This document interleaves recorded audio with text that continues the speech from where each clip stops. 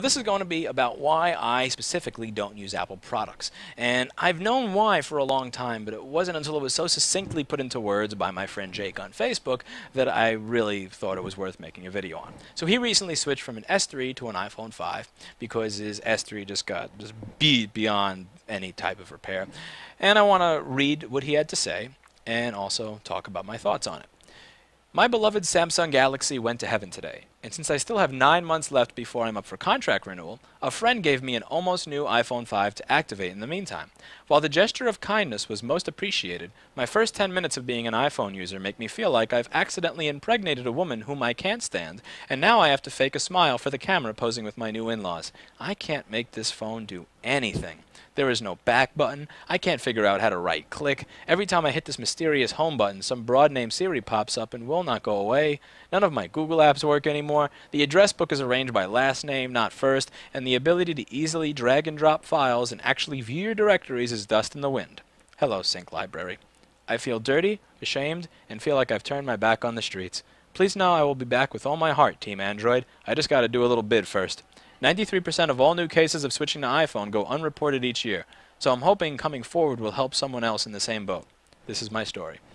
This may seem a little overly dramatic and silly, but he's trying to make a point, and this is one of the ways in which he does it, and it did manage to make me laugh, and I want to talk about this a little bit. The fundamental problem that I have with Apple products in general is not even that they're badly made, because again, I will post in these videos and I will show you just how crappy some of this crap is, just how they have no ventilation in the bottom of professional computers that run boiling hot. I will show you how the display assembly is glued together on a $2,700 computer like in 2008 and 9, so it just comes apart when the heat exhausts on it. I could go on all day on their hardware, but the thing that really, truly, fundamentally puts me off to Apple products for my personal use is that they take things that I already know how to do. They force me to do them their way, so that the people who already know how to do basic tasks now no longer know how to do them. And what pisses me off to no end is when I say yes to doing a task, or I say yes, I can use this to do a specific thing, because I just think I've been doing this for 5, 10, 15 years, it just should be easy. And it becomes difficult because they decided that they're going to come up with their own way of doing it. And what drives me even more crazy is the fact that their way of doing it is something that the other 99% of the population finds simple, and I, for the life of me, just can't figure it out. And again, this goes back to about 2007. It was my first job at a recording studio, and at the beginning of it, it was an internship, and my job was pretty much to babysit this vocal coaching class that they had at night and make sure they paid at the end of it and didn't destroy the studio.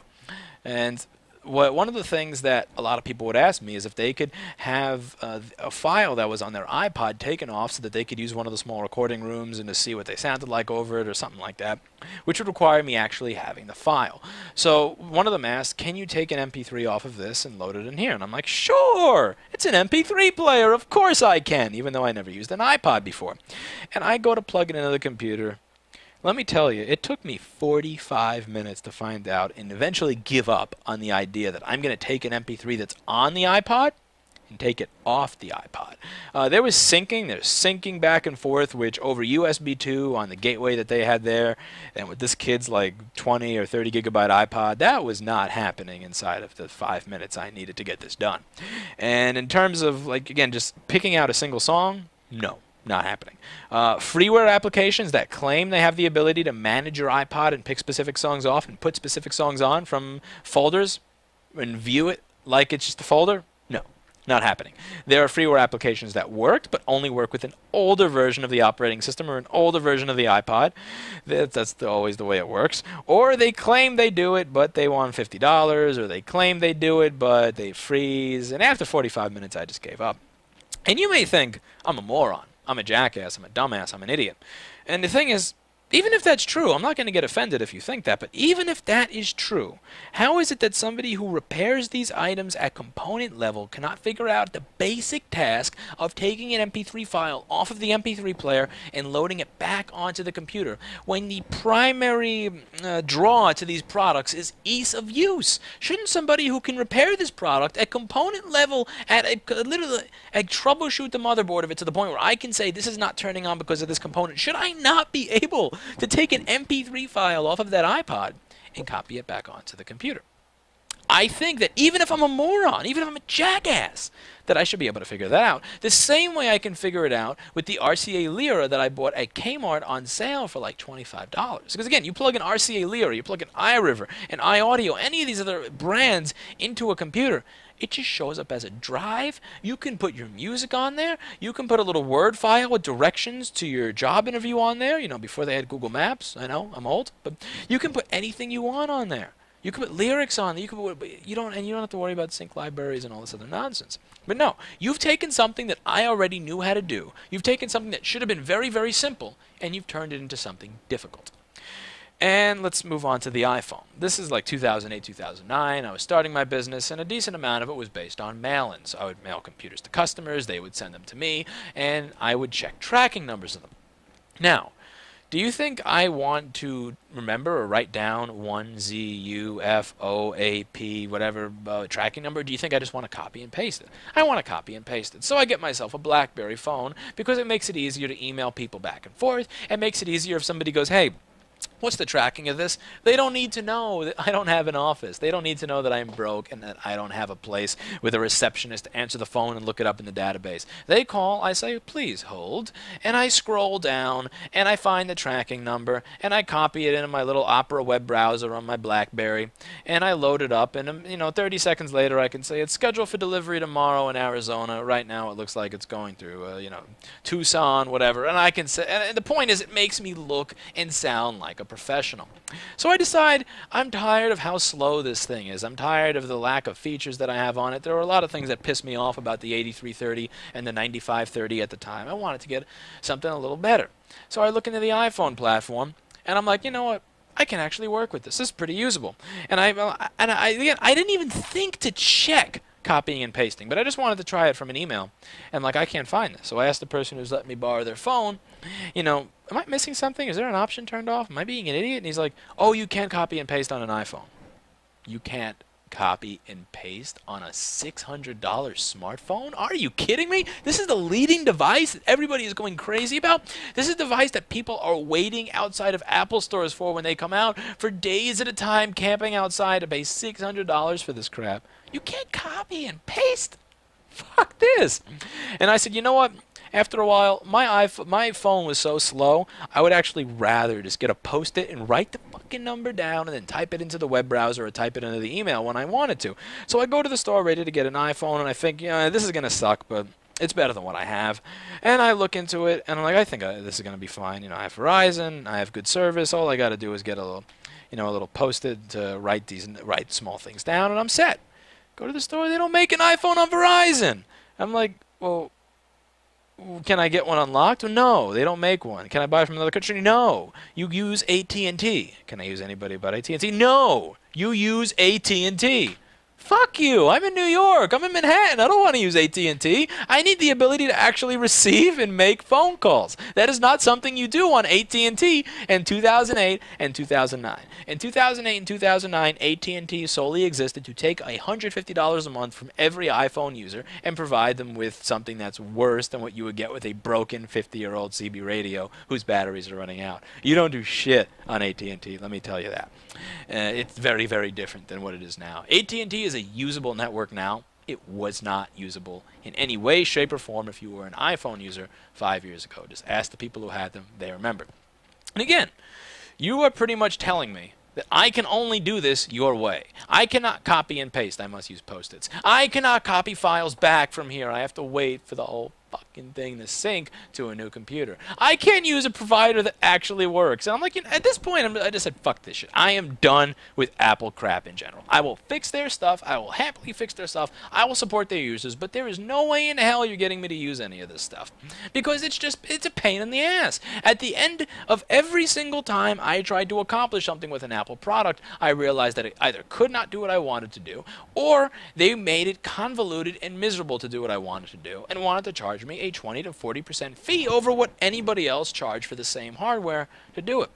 And the big thing about Apple products is, again, it's this walled, it's this garden, it's this ecosystem. When you enter it, when you have an iPad that syncs with your iPhone, your iPod, and your MacBook, and everything just works beautifully inside the ecosystem, everything works nicely, the software works, everything is there, to create content, it's just supposed to be so nice and so easy and so beautiful, and it works for a lot of people, but when you actually know how to do this stuff, when you have systems in place that are basic, that are simple, that make sense, and you try to use an Apple product to do some of these basic things, I just find that they just go out of their way to make it more and more miserable. And I'm not really a fanboy. I love Lenovo products. I love Lenovo laptops. I think they're great. I think they're durable. But there are a lot of times when people will come in with them, and they'll get, a new virus every week, and I'll say, just buy a Mac.